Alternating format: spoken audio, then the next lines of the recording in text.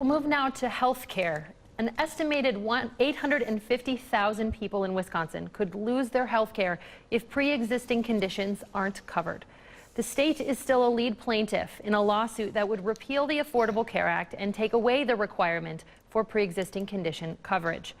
Should the state drop out of that suit, and if the ACA is overturned, how can you guarantee the state will provide affordable coverage for pre-existing conditions, especially since in recent days legislative leaders have raised questions about whether they'll support a new effort to cover this?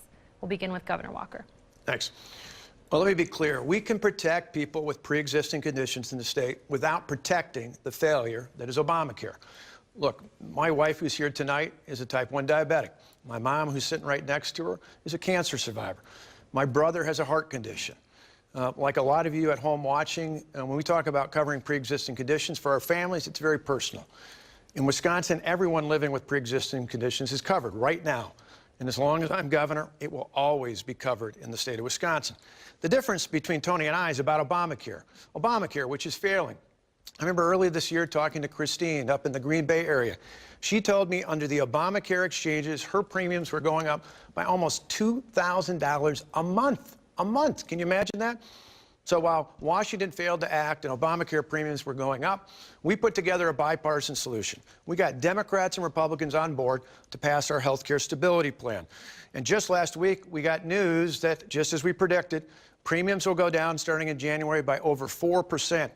And by 10% from where they would have gone without our plan. That's a savings in premiums of almost $1,000. Now, Tony's plan is to do what Minnesota did years ago. In Minnesota, their premiums went up. In fact, 2 years ago this month, the Democrat governor of Minnesota said the Affordable Care Act is no longer affordable. We cannot do that in Wisconsin. Our plan lowers premiums, increases choices, and improves health care while we'll go ahead and cover pre-existing conditions. Mr. Reavers, your response? That was a breathtaking soliloquy by the governor. Here's the deal, folks. Scott Walker was running for president not too long ago, and he decided that being against the Affordable Care Act was an important piece to be in order to succeed in that run.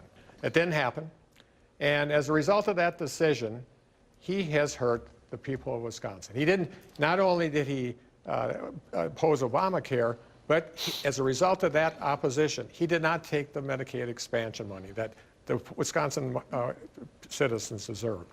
So he left hundreds of millions of dollars on the table.